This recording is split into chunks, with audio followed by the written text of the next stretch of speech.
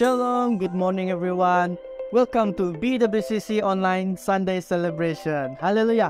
Puji Tuhan dan terima kasih karena Anda sudah memilih untuk bersama-sama beribadah dengan platform kami yang sedia ada. Haleluya. Dan saya percaya kita semua excited untuk memuji menyembah Tuhan. Amin. Haleluya. Dan mari sebelum kita mula, saya membawa kita di dalam doa. Haleluya Tuhan, haleluya Bapa. Segala puji, segala hormat hanya bagi Engkau Tuhan. Dan Tuhan, kami sangat bersyukur atas pagi ini Tuhan yang sungguh indah, sungguh luar biasa Tuhan. Apapun cuaca kami pada saat ini Tuhan, dan itu adalah sebagai ucapan syukur kepada Engkau ya Bapa. Karena Engkau sudah memberi kami hidup, Engkau memberi kami nafas yang baru Tuhan. Untuk kami bangun Tuhan, untuk kami terus mengingatkan Engkau di dalam kehidupan kami, dan kami dapat bersama-sama beribadah dimanapun kami berada Tuhan. Kami dapat kemudahan platform yang sudah sedia ada Tuhan untuk bersama-sama memuji menyembah Engkau Tuhan Yesus. Dan Tuhan, bagi setiap pribadi yang melayani pada pagi ini Tuhan, Engkau terus menjamah mereka, Engkau terus memakai setiap pribadi mereka Tuhan Yesus. Karena mereka Engkau lebih tahu apa yang mereka lalui, baik yang pahit maupun yang manis Tuhan. Tapi saya percaya Tuhan sudah memberi hikmat kepada setiap pribadi yang sedia, yang melayani pada pagi ini Tuhan Yesus. Dan khusus bagi yang menyampaikan firman Tuhan, Tuhan Engkau memakai dia Tuhan Yesus, memakai mulut dia, memakai idea dia Tuhan untuk dia memberi pesanan daripada Engkau Tuhan, supaya impact itu menjadi pedoman hidup kami.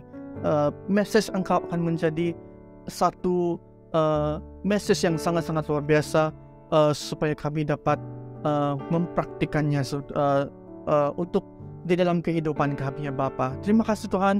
Dan bagi jemaat-Mu, sesiapapun yang melihat platform ini Tuhan Yesus, bersama-sama kami beribadah Tuhan, Tuhan Engkau terus memberkati kehidupan dia, memberkati keluarga dia, memberkati career dia Tuhan Yesus. Dan kami semua angkatkan di dalam nama Engkau Tuhan Yesus. Segala puji, segala hormat hanya di dalam Engkau. Dalam nama Tuhan Yesus kami telah berdoa dan mengucap syukur. Haleluya. Amen. Amen. Alright. Seterusnya mari kita beralih kepada pembacaan firman Tuhan pada pagi ini. Oke. Yang diambil di dalam Efesus pasal 1 ayat 7 dan 8. Efesus pasal 1 ayat 7 dan 8. Sebab di dalam Dia dan oleh darahnya kita beroleh penebusan, yaitu pengampunan dosa, menurut kekayaan kasih karunia-Nya yang dilimpahkannya kepada kita dalam segala hikmat dan pengertian. Amin. Itu adalah pembacaan firman Tuhan kita pada pagi ini. Oke. Seterusnya mari kita sama-sama berdiri, kita memuji dan menyembah Tuhan. Amin. Enjoy the worship. Ayo jemaat Tuhan, kita mau terus memuji Dia, karena Dia adalah Tuhan yang tidak pernah kalah. Dia adalah Tuhan yang penuh dengan sukacita, karena Dia yang terhebat, Dia yang berkuasa. He never lost a battle and He never wastes a battle. Are you ready, church? Hey! Yesus, Kau perisai dalam hidupku. Kuasa-Mu sanggup menghancurkan kutuk. Kau kalahkan maut dan taklukkan dunia. Ku bersorak serukan Kau yang terhebat. Kasih-Mu nyata di dalam hidupku. Haleluya.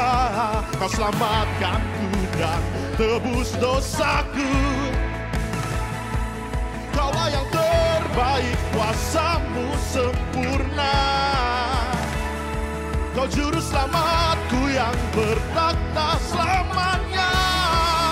Ready? Love Tuhan, kebenaran yang hidup, yang berkuasa selamanya di dalam dalamku, kau terhebat.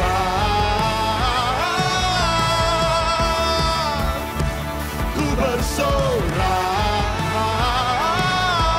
ku tinggikan nama-Mu.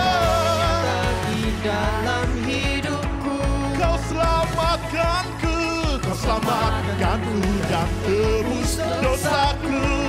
Hey, Kaulah yang terbaik, kuasa-Mu sempurna. Kau juru selamatku yang bertakhta selamanya. Kaulah Tuhan, kebenaran yang hidup, yang berkuasa. Selamanya di dalamku, Kaulah Tuhan, kebenaran yang hidup, yang berkuasa. Selamanya di dalamku, say, Kau terhebat.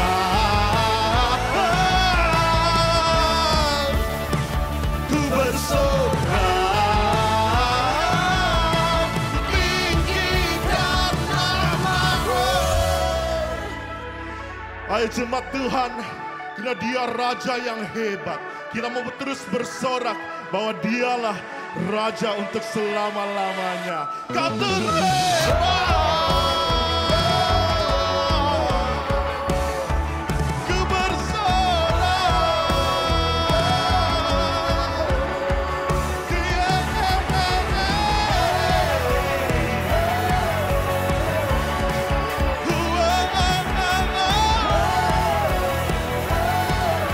Dengan sungguh lagi jemaat Tuhan, ku bersorak. Oh Yesus,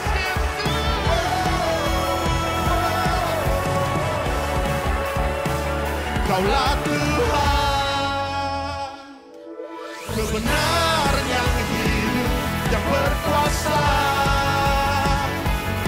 Selamanya di dalamku, Kaulah Tuhan, kebenaran yang hidup, yang berkuasa. Selamanya di dalamku, Kau terhebat. Ku bersorak, Kau terhebat. Hey. Ku bersorak, tinggikan nama-Mu.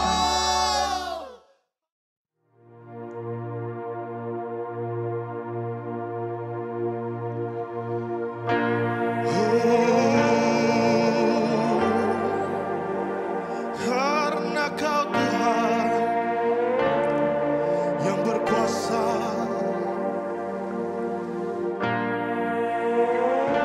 yang bekerja, Jesus.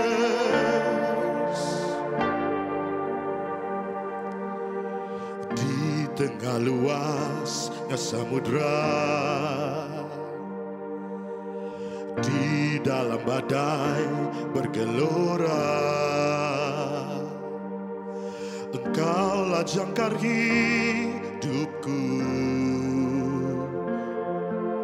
Tak sekalipun ku goyah, firman-Mu terangi langkahku.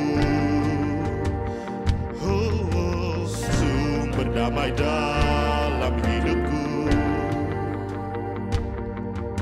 dan ku aman di dalam-Mu. Penyertaan-Mu sempurna, sepasti mentari bersinar begitu pun janji-Mu. Dalam segala perkara Engkau turut bekerja.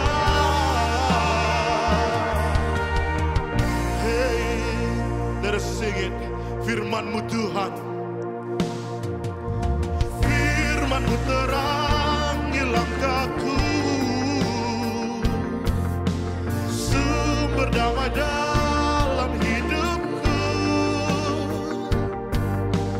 Ku aman di dalam-Mu,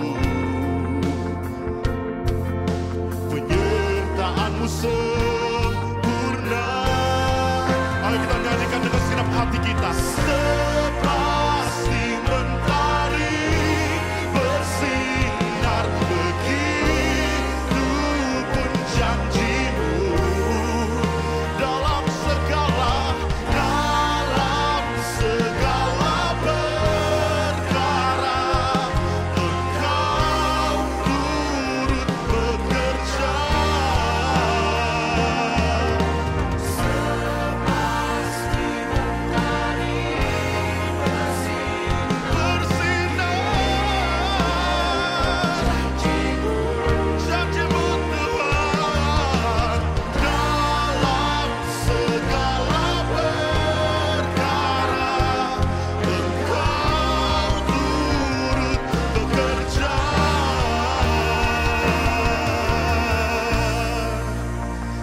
Engkau turut bekerja.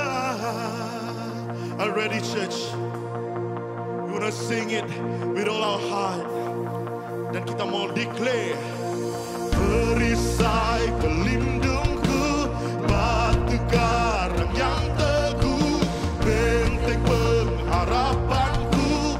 Kaulah Tuhan, Kaulah Raja, perisai pelindungku, batu karang yang teguh, benteng pengharapanku.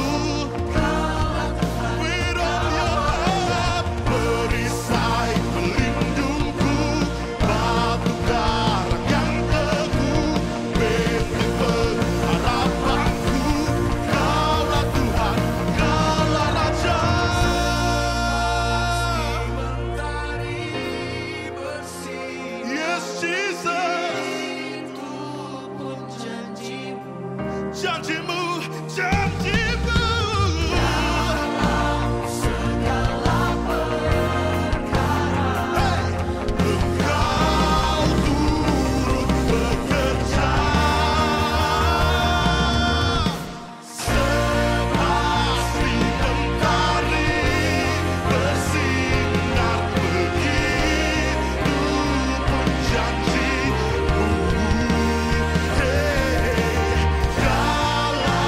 Segala perkara. Engkau turut bekerja.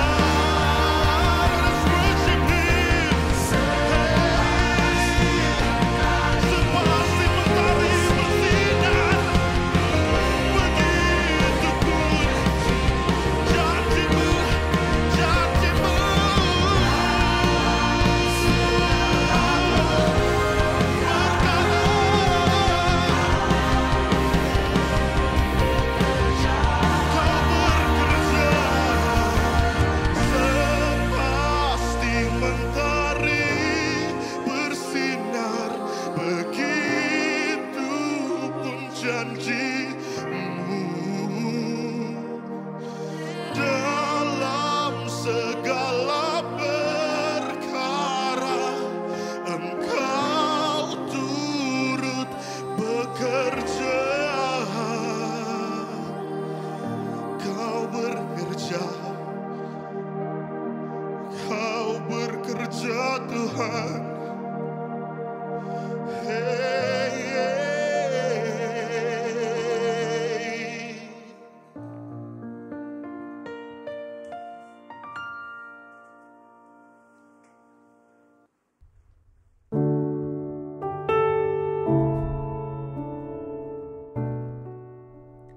Terima kasih kepada tim Praise and Worship. Sebelum kita memberi persembahan dan persepuluhan kita pada pagi ini, marilah kita sama-sama merenungkan ayat firman Tuhan ini yang dipetik daripada 2 Korintus 9 ayat 7. Hendaklah masing-masing memberikan menurut kerelaan hatinya. Jangan dengan sedih hati atau kerana paksaan. Sebab Allah mengasihi orang yang memberi dengan penuh sukacita. So, apa yang kita belajar daripada ayat ini adalah yang pertama, memberi harus berdasarkan dengan kerelaan hati kita. Kita harus memberi dengan rela hati, bukan kerana terpaksa dan bukan kerana kewajipan kita ataupun tanggungjawab kita sebagai umat Kristian. Yang kedua, kita harus memberi dengan penuh sukacita. Kita harus memberi dengan penuh ikhlas hati, walau berapa banyak pun jumlahnya, walaupun jumlahnya tidaklah banyak, tetapi Tuhan melihat hati kita saat kita memberi, bukan melihat berapa jumlah yang kita akan berilah. So, kita memberi kerana kita percaya bahawa Tuhan akan memenuhi segala keperluan kita, dan memberi juga tidak akan membuat kita jatuh miskin, tetapi sikap setia dalam pemberian kita akan membawa kita keluar daripada zon kenyamanan. Mari pada pagi ini kita sama-sama belajar memberi dengan penuh sukacita, memberi tanpa paksa, memberi dengan suka rela hati. So, sebelum kita memberi, mari saya pimpin kita dalam doa. Haleluya Bapa di syurga, terima kasih Tuhan atas berkat-Mu Tuhan sepanjang kami hidup di dunia ini, atas segala berkat kelimpahan Tuhan telah curahkan di dalam hidup kami Bapa di syurga. Tuhan, kami berdoa dan Tuhan memberkati setiap tangan-tangan yang akan memberi pada pagi ini ya Tuhan Yesus. Biarlah Tuhan keuangan ini dapat diurus dengan baik Tuhan Yesus, dan dapat memperkembangkan kerajaan-Mu yang di masa akan datang di syurga. Terima kasih Tuhan Yesus, kami serahkan segala pemberian kami Tuhan ke dalam tangan-Mu. Biarlah kami memberi dengan penuh sukacita, dan kami belajar memberi dengan kerelaan hati kami Bapa di syurga.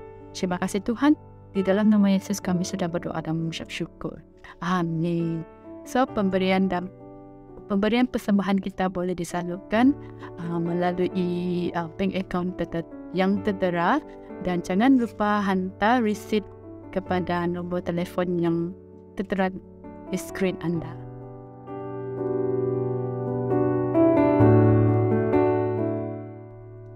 Selamat memberi dan Tuhan memberkati.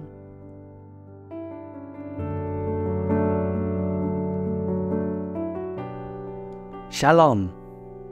Puji Tuhan kerana kita sekali lagi diberi kesempatan untuk dapat bersama dalam kebaktian secara online pada hari ini, khususnya di minggu terakhir bulan April. Pada pagi ini saya akan menyampaikan message firman Tuhan di bawah tajuk pengampunan untuk semua orang. Forgiveness is for everyone. Nah, kita akan membacakan sekali lagi firman Tuhan yang telah kita bacakan pada minggu lalu, yaitu dalam Matius pasal 18 ayat 21 hingga 35, yang dikatakan seperti ini.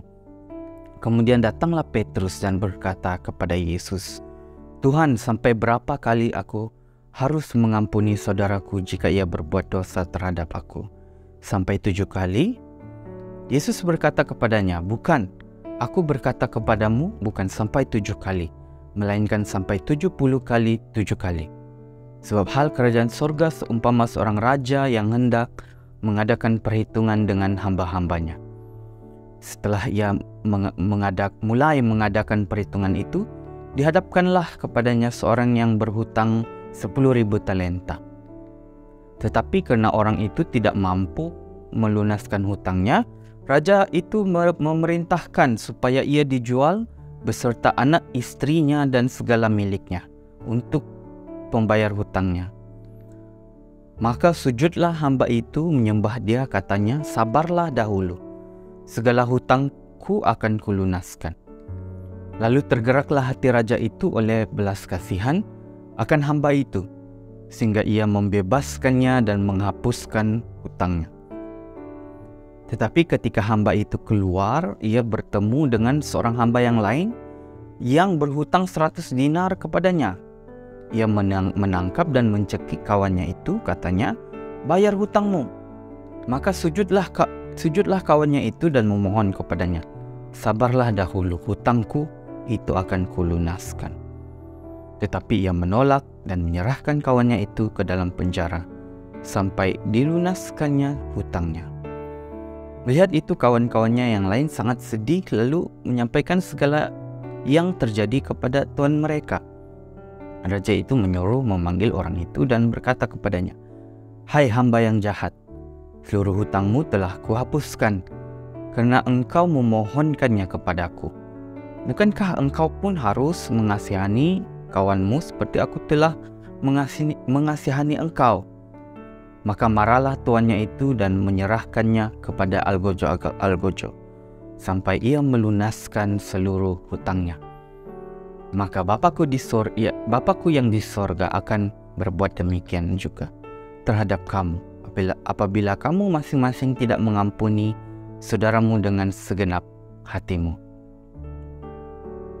Saudara-saudari dalam kasih Tuhan, setelah Yesus mengajar tentang rekonsiliasi dan kesatuan, Petrus datang bertanya, sejauh mana pengampunan harus diberikan? Tuhan baru saja berbicara tentang kewajiban mencari rekonsiliasi dengan mereka yang melakukan pelanggaran terhadap kita. Seperti yang dinyatakan dalam Matius 18 ayat 15 hingga 17. Dan nampaknya ada keraguan dalam pikiran Petrus tentang seberapa jauh prinsip ini harus dijalankan. Nah, Petrus dengan segera menyatakan, adakah sampai 7 kali? Nah, jika kita mendalami Talmud Yahudi, pengampunan harus diberikan kepada orang yang mengakui kesalahannya. Tetapi ini terbatas kepada 3 kali pengulangan pelanggaran. Petrus memiliki suatu gagasan bahwa aturan juru selamat akan menuntut bilangan yang lebih besar lagi. Maka dengan itu angka 7 muncul di pikiran Petrus.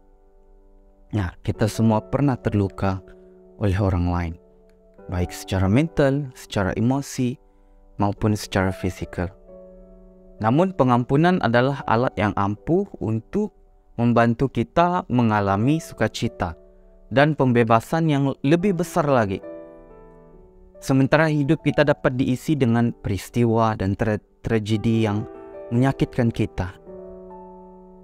Kita dapat pulih, kita dapat move on dengan cepat daripada situasi hidup yang paling sulit sekalipun ketika kita belajar untuk mempraktikkan pengampunan. Nah, apa yang diajarkan perumpamaan tentang hamba yang tidak mengampuni kepada kita? Nah, Yesus mengajarkan bahwa Allah sangat menginginkan pengampunan dan rekonsiliasi. Dan meskipun Allah itu sempurna dalam segala lakunya, Allah bersedia untuk mengampuni setiap pendosa yang bertobat. Dia mengampuni hutang yang tidak dapat kita bayar. Jadi kita harus siap mengampuni orang lain. Hamba yang tidak memaafkan dalam perumpamaan itu disiksa. Mungkin yang Yesus maksudkan adalah perasaan seseorang ketika mereka tidak dapat mengampuni. Mereka tetap mengalami kepahitan dan rasa kesal dan akhirnya sangat menderita. Nah, daripada semua disiplin yang diberikan oleh Yesus, mungkin pengampunan itu adalah yang paling sulit. Pengampunan menuntut setiap orang untuk menerima tanggung jawab individu bahwa kita harus menerima apa yang telah terjadi dan memutuskan untuk menunjukkan belas kasih daripada diri kita sendiri. Nah, kita harus mengenali penyesalan dengan menggunakan rasa bersalah dan penyesalan sebagai pintu gerbang menuju kepada perubahan perilaku positif. Nah, akhirnya kita harus menginginkan pemulihan, yaitu berdamailah dengan siapapun yang kita maafkan. Bahkan jika itu adalah diri kita sendiri. Terima dan tawarkan pembaharuan saat kita belajar dari pengalaman dan bertumbuh sebagai seorang pribadi yang mengenal Tuhan. Pengampunan itu sulit, pengampunan itu sukar, bahkan bagi orang Kristen. Nah, jika kita seperti kebanyakan orang, pemikiran untuk memaafkan orang yang telah bersalah terhadap kita mungkin membuatkan kita rasa tidak nyaman. Perkara atau perasaan itu tidak membuat Anda menjadi orang jahat, tetapi ini hanya menjadikan kita manusia. Nah, saudara-saudara, memaafkan itu sulit karena sifat manusia itu sendiri untuk melindungi diri kita sendiri, untuk menghindari eksploitasi atau rasa digunakan oleh orang lain. Jadi jika kita tidak dapat membalasnya, kita hanya dapat menghindari orang itu. Oleh karena itu, setiap diskusi, setiap perbincangan ataupun pembicaraan tentang pengampunan itu harus dimulai dengan memikirkan dengan berhati-hati tentang keinginan untuk membalas dendam. Membalas dendam pada dasarnya adalah untuk menyamakan skor dengan membalikkan setiap keuntungan ataupun mungkin apa yang mereka telah peroleh yang didapat oleh orang lain. Nah, orang lain mungkin membalas dendam. Balas dendam adalah bentuk pembalasan yang ekstrim dengan maksud untuk menyebabkan penderitaan dan bukan maksud rekonsiliasi. Balas dendam didorong oleh persepsi secara nyata ataupun tidak bahwa orang itu tidak akan pernah berubah. Orang itu keras kepala, yang pikirannya tidak dapat diubah dan yang perilakunya harus dihentikan. Nah, meskipun sukar untuk mengampuni, bahkan bagi orang Kristen, Yesus memberi Petrus beberapa alasan untuk mengampuni orang yang bertobat, bukan hanya 3 atau 7 kali, tetapi 7 kali 70 kali. Pengampunan adalah untuk semua orang, karena semua orang adalah orang yang berhutang. Maka perkara pertama yang boleh kita pelajari daripada Yesus ialah setiap orang berhutang dan pada suatu saat memerlukan pengampunan. Mari kita lihat kembali ayat yang telah kita baca sebentar tadi. Sebab hal kerajaan sorga seumpama seorang raja yang hendak mengadakan perhitungan dengan hamba-hambanya, dalam ayat yang ke-23. Nah, berdasarkan teks ini, kita mendapati hanya raja yang bebas daripada hutang. Semua hamba berhutang kepada raja itu. Semua mungkin berhutang dengan jumlah yang sama, tetapi mereka telah berhutang. Jika Anda telah dibantu, maka kita telah berhutang budi kepada orang lain. Karena kita tahu betapa sulitnya hidup ini, maka kita harus menunjukkan belas kasih kita kepada orang lain. Di dunia ini mungkin kita akan bertemu orang-orang yang memerlukan, tetapi mungkin pernah menipu atau menganiaya kita, menganiaya Anda dan saya dengan sengaja atau tidak sengaja. Nah, ketika itu terjadi, Anda akan memiliki kesempatan untuk melakukan sesuatu. Anda mungkin pernah menyinggung atau melukai orang lain dan Anda memerlukan pengampunan. Nah, hanya dengan mempunyai suatu pemahaman yang seharusnya membuat kita berbelas kasih terhadap orang lain, terutama terhadap saudara dan saudara kita dalam Tuhan. Dalam Galatia pasal 6 ayat 7 hingga 10 dikatakan, jangan sesat, Allah tidak membiarkan dirinya dipermainkan. Karena apa yang ditabur orang itu juga yang akan dituainya. Sebab barang siapa menabur dalam dagingnya, ia akan menuai kebinasaan dari dagingnya. Tetapi barang siapa menabur dalam roh, ia akan menuai hidup yang kekal dari roh itu. Janganlah kita jemu-jemu berbuat baik, karena apabila sudah datang waktunya, kita akan menuai jika kita tidak menjadi lemah. Karena itu, selama masih ada kesempatan bagi kita, marilah kita berbuat baik kepada semua orang, tetapi terutama kepada kawan-kawan kita seiman. Nah, saudara-saudara, pengampunan adalah untuk semua orang karena semua orang berhutang budi. Lebih dari itu, semua orang percaya telah diampuni. Perkara kedua, setiap orang percaya yang telah diampuni hendaklah mengampuni. Nah, mari kita baca teks ini. Setelah ia mulai mengadakan perhitungan itu, dihadapkanlah kepadanya seorang yang berhutang 10.000 talenta. Tetapi karena orang itu tidak mampu melunaskan hutangnya, raja itu memerintahkan supaya ia dijual beserta anak istrinya dan segala miliknya untuk pembayar hutangnya. Maka sujudlah hamba itu menyembah dia, katanya, sabarlah dahulu, segala hutangku akan kulunaskan. Lalu tergeraklah hati raja itu oleh belas kasihan akan hamba itu, sehingga ia membebaskannya dan menghapuskan hutangnya dalam ayat 24 hingga 27. Nah, saudara-saudara, orang yang telah mengalami pembebasan, orang yang telah mengalami pengampunan itu, yang telah diampuni dari segala hutang yang besar, haruslah bersabar dan memaafkan orang lain. Nah, perumpamaan itu mengatakan bahwa orang itu tidak dapat membayar hutangnya. Tetapi ketika dia memohon belas kasihan, hutangnya diampuni. Orang percaya boleh mengampuni karena kita sudah begitu banyak diampuni. Mereka tahu rasa bersalah dan malu. Mereka telah merasakan aib. Maka ketika itu dalam kekuasaan mereka, maka mereka harus memaafkan dan bersedia untuk memaafkan. Nah, pemiutang yang mengenal pengampunan yang tidak mengenal pengampunan dalam perumpamaan itu menjadi lebih agresif dan kasar terhadap orang yang berhutang terhadapnya. Dia mencari pembalasan dan ingin membalas dendam. Dia mencekik lehernya dan meminta pembayaran dengan segera. Meskipun dia telah menerima belas kasihan yang besar, dia gagal untuk menunjukkan belas kasihan itu.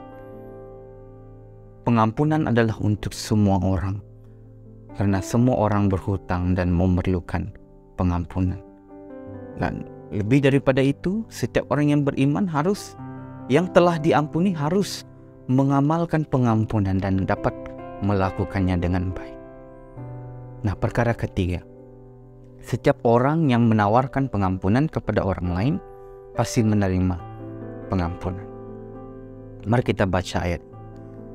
Melihat itu, kawan-kawannya yang lain sangat sedih lalu menyampaikan segala yang telah terjadi kepada tuan mereka. Raja itu menyuruh memanggil orang itu dan berkata kepadanya, "Hai hamba yang jahat, seluruh hutangmu telah kuhapuskan karena engkau memohonkannya kepadaku. Bukankah engkau pun harus mengasihani kawanmu seperti aku telah mengasihani engkau?" Seperti dalam ayat 31 hingga 33. Nah, kita percaya Tuhan mengampuni setiap orang percaya atas hutang yang tidak dapat dibayar oleh siapapun. Kita dibebaskan dari dosa dan rasa malu. Kita diterima dan dikasihi. Karena Tuhan mengampuni kita, maka kita dengan bebas dapat menawarkan pengampunan kepada setiap pendosa yang bertobat. Nah, ketika orang lain menyaksikan belas kasihan dan kasih sayang kita, maka mereka akan memaafkan kita. Tuhan mereka bertanya, "Bukankah engkau pun harus mengasihani kawanmu seperti aku telah mengasihani engkau?" Saudara-saudara, jika dia bersedia memberikan pengampunan kepada sesama hamba, dia dapat menikmati kebebasan dan berkah tanpa batas. Sikap tidak memaafkan akan merampas kebebasan dan ketenangan pikiran kita. Nah, kata memaafkan berarti melepaskan. Pelepasan itu diperlukan untuk kedua-dua belah pihak. Suatu saat kita melepaskan orang lain, kita membebaskan diri kita sendiri.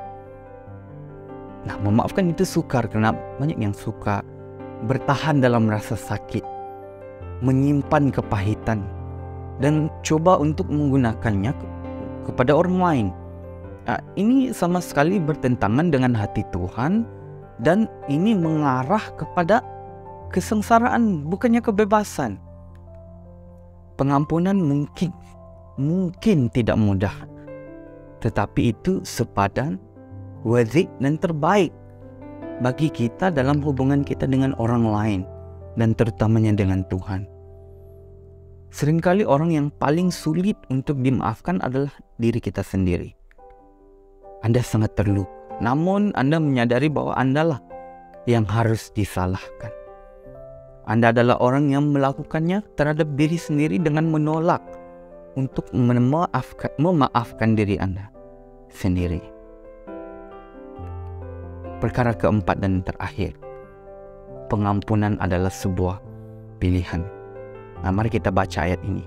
Maka Bapa-Ku yang di sorga akan berbuat demikian juga terhadap kamu, apabila kamu masing-masing tidak mengampuni saudaramu dengan segenap hatimu, dalam ayat yang ke-35. Nah, pengampunan adalah sebuah pilihan. Tuhan mengampuni kita.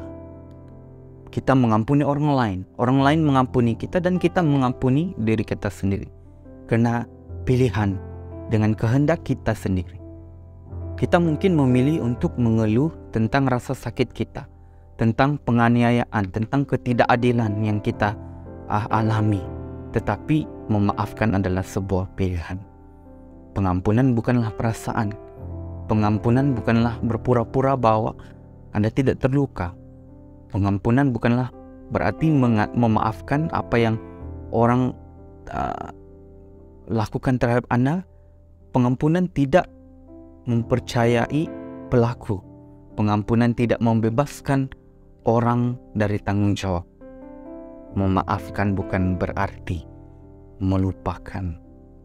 Sebaliknya, pengampunan berarti menerima permintaan maaf dari saudara atau saudari yang bertobat, melepaskan rasa sakit yang disebabkan oleh suatu kejadian, dan melepaskan yang bersalah dari dendam atau kebencian apapun. Kita mengampuni untuk memuliakan Allah, dan menaati firman-Nya, untuk menerima pengampunannya, dan untuk memberikan ketenangan pikiran kepada diri kita sendiri. Mengetahui bahwa suatu hari kita akan menerima pengampunan jika kita mungkin bersalah kepada orang lain. Untuk menekankan pengampunan adalah pilihan. Nah, ketika Petrus datang kepadanya dan bertanya, Tuhan, sampai berapa kali aku harus mengampuni saudaraku jika ia berbuat dosa terhadap aku? Sampai 7 kali? Yesus berkata kepadanya, bukan, aku berkata kepadamu, bukan sampai 7 kali, melainkan sampai 70 kali 7 kali. Nah, saudara-saudari dalam kasih Tuhan, dalam perjalanan hidup kita ini akan selalu ada kesempatan untuk kita merasa tersinggung dengan satu cara atau yang lain pada suatu waktu atau yang lainnya. Jadi marilah kita tetap dalam sikap memaafkan. Mungkin dalam keluarga kita, dalam gereja kita, dalam pekerjaan kita, tetaplah dalam sikap memaafkan. Karena jika kamu mengampuni kesalahan orang, Bapamu yang di surga akan mengampuni kamu juga. Tetapi jikalau kamu tidak mengampuni orang, Bapamu juga tidak mengampuni kesalahanmu. Dalam Matius 6 ayat 14. Mari kita berdoa. Haleluya. Bapa kami di surga, kami berterima kasih. Kami mengucap syukur atas kasih Engkau, belas kasihan Engkau kepada kami, sehingga Tuhan kami dilayakkan untuk menerima pengampunan daripada Engkau atas segala dosa dan pelanggaran kami. Kami percaya bahwa kami telah dibebaskan, dilepaskan dari kuasa maut akibat daripada dosa kami, dan Engkau telah menjanjikan kekekalan bersama dengan Engkau di sorga. Pada saat ini kami belajar bahwa oleh karena kami telah menerima pengampunan, kami telah menerima belas kasih daripada Engkau, maka kami pun perlu mengampuni dan mengasihi saudara-saudara kami, bahkan musuh kami sekalipun. Kami merasa tidak nyaman, mungkin kami merasa sakit. Ajar kami Tuhan, bimbing kami untuk meneladani Engkau sebagai seorang yang sabar, sebagai seorang yang mempunyai kasih, bahkan yang sanggup untuk mengampuni mereka yang pernah menyakiti kami. Biarlah saat kami menyatakan pengampunan, menyatakan kasih di dalam hidup kami, Engkaulah yang terus bersinar melalui hidup kami, supaya nama-Mu terus dikenal dan pengorbananmu terus nyata di dalam kehidupan mereka yang ada di luar sana yang belum mengenal Engkau maupun mereka yang sudah jauh daripada Engkau. Kami membuka tangan kami, menerima mereka kembali sebagaimana Engkau yang telah menerima kami kembali. Terima kasih Tuhan. Dalam nama Yesus kami berdoa dan mengucap syukur. Amin. Amin. Tuhan memberkati.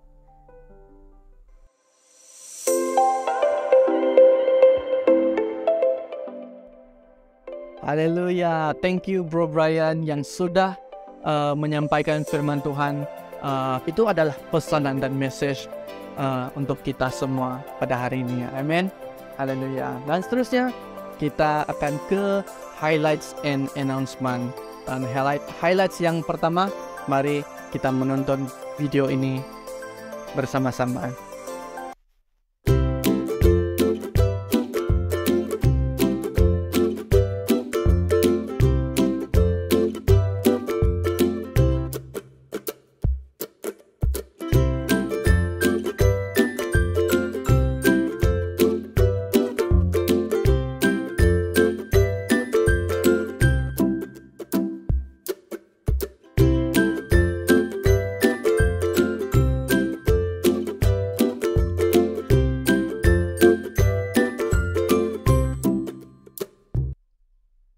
Alright, haleluya.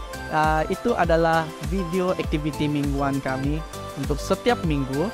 Dan jika Anda berminat, Anda boleh terus hubungi saja ushers kami yang bertugas pada pagi ini untuk mendapatkan maklumat selanjutnya. Oke, highlights yang seterusnya adalah tithes and offering. Tithes and offering, Anda boleh scan QR code yang sudah tertera pada screen Anda pada saat ini. Dan Anda juga boleh melakukan transaksi melalui online bank-in dengan nombor account yang sudah tertera di screen Anda. Dan Anda jangan lupa letak reference Anda BWCC online, oke? Dan jangan lupa juga screenshot receipt Anda, send kepada nomor handphone yang sudah tertera pada screen Anda juga sekarang ini, oke? Itu saja highlights dan announcement kita pada pagi ini. Dan seterusnya saya menjemput Bro Brian, kita akan membawa kita dalam benediction untuk menutup ibadah kita pada pagi ini. Dan kita jumpa lagi minggu hadapan. Alright.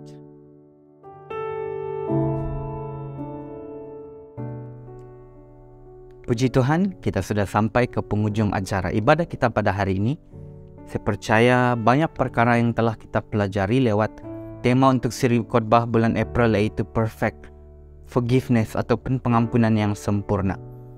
Kita telah belajar bahwa pengampunan yang daripada Tuhan merupakan sesuatu yang sempurna, sehingga kan kita tidak perlu lagi melakukan ritual-ritual ataupun sesuatu yang rutin.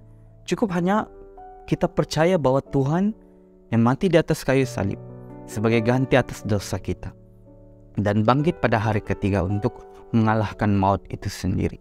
Nah, saudara-saudari dalam kasih Tuhan, setelah kita melihat, merungkai dan mendalami kasih Tuhan yang begitu besar dan sempurna dalam hidup kita, maka kita harus meneladani Dia dengan melakukan perkara yang sama, yaitu melepaskan pengampunan atas dosa dan pelanggaran yang mungkin dilakukan oleh orang lain terhadap diri kita. Saya percaya itu sukar, itu sulit untuk dilakukan. Tetapi apabila kita meminta Tuhan untuk terus mengajar kita, membimbing kita, maka kita dapat melakukannya oleh karena Tuhan yang terlebih dahulu mengampuni kita. Nah, biarlah saat kita melepaskan pengampunan, maka kita akan menjadi semakin serupa seperti Kristus. Dan cahaya Kristus terus bersinar melalui kehidupan kita, dan nama Yesus terus dinyatakan, nama di atas segala nama yang berkuasa atas muka bumi ini. Amin. Nah, sebelum kita berpisah, mari kita mengangkat tangan kita untuk menerima berkat daripada Tuhan. Haleluya. Segala puji, segala hormat kami naikkan hanya bagi Yesus, Raja yang berkuasa atas kehidupan kami, yang telah menyelamatkan kami dari segala kejahatan dan akibat daripada dosa kami. Kami sangat mengucap syukur atas kasih Engkau yang tidak pernah berkesudahan dalam hidup kami. Dan Bapa, pada saat ini ajari kami untuk terus dapat meneladani Engkau, supaya kami pun dapat mengasihi, dapat mengampuni mereka yang telah bersalah kepada kami. Bila Engkau meneguhkan kami melalui firman-Mu yang telah kami pelajari dari minggu ke minggu, supaya Tuhan hati kami terus menyala-nyala untuk terus dapat melayani Engkau, tidak kira apapun situasi yang kami hadapi Bapa. Kami dikuatkan, kami diteguhkan oleh Roh-Mu yang ada di dalam setiap pribadi kami. Tuhan, sebentar kami akan berpisah buat sementara waktu. Kami undang Engkau yang terus berbicara dalam setiap pribadi kami, dalam segala laku kami sehari-hari. Haleluya. Saudara-saudari yang dikasihi Tuhan, pada saat ini, pada saat kita kembali kepada keluarga kita, pada saat kita kembali kepada rakan-rakan kita, marilah kita akan terus mengalami perubahan demi perubahan dalam hati kita. Mata kita akan dibukakan untuk terus melihat kekuasaan, untuk terus melihat anugerah berkat yang daripada Tuhan berlaku dalam kehidupan kita. Sepanjang minggu yang akan datang, kita akan dapat melaluinya melalui penyertaan dan pimpinan Tuhan. Dan Roh Kudus Tuhan yang akan terus berbicara untuk meneguhkan kita, sehingga kita kembali lagi bersama di tempat ini, bersekutu bersama untuk memuji, menyembah Tuhan dan belajar akan firman-Nya yang mengubahkan kita. Biarlah kasih karunia daripada Tuhan Yesus Kristus dan kasih Allah dan persekutuan dengan Roh Kudus bersama dengan kita semua. Haleluya. Amin, amin. Kita jumpa lagi pada minggu hadapan. Tuhan memberkati.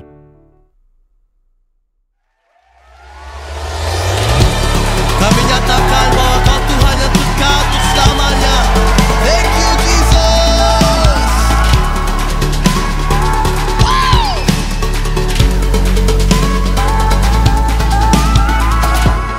Ku dicipta seturut rupa-Mu, sinariku dengan wajah-Mu.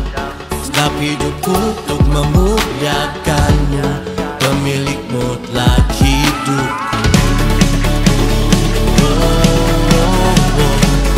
Pemilik mutlak hidupku.